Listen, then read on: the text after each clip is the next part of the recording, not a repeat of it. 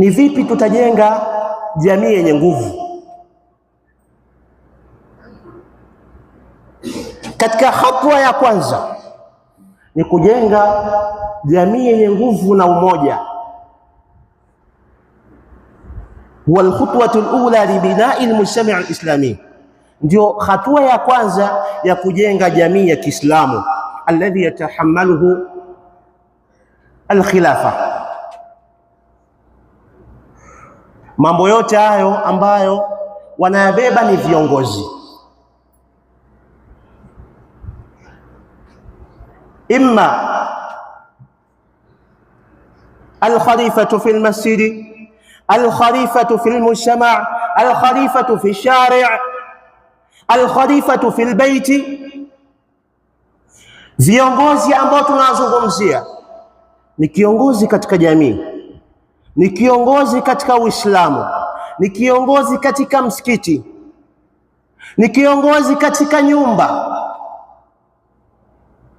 Yatahammaluna hadhihi almas'uliyya, au ndio wanabeba haya masulia yote. Kwa tunaposema uongozi ufahamike vizuri. Enyi waja wa Allah subhanahu wa ta'ala,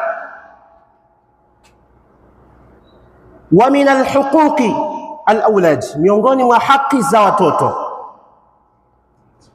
Hapa naomba tuwe makini na tusikilizane vizuri. Wa min alhuquqi wa min awaili alhuquqi, miongoni mwa haki za mwanzo na haki ya kwanza ambayo kama baba unatakiwa uizingatie na uichunge haki hiyo, ayakhtara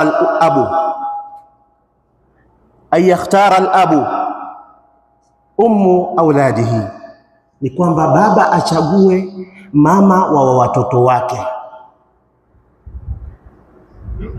Idha lam tuhsin ikhtiyar, ukiwa hutofanya vizuri katika kuchagua, ndio baadaye utakuja kuanza kulalamika, mbona mtoto wangu ana tabia fulani, mbona sisi kwetu hatuna tabia hii?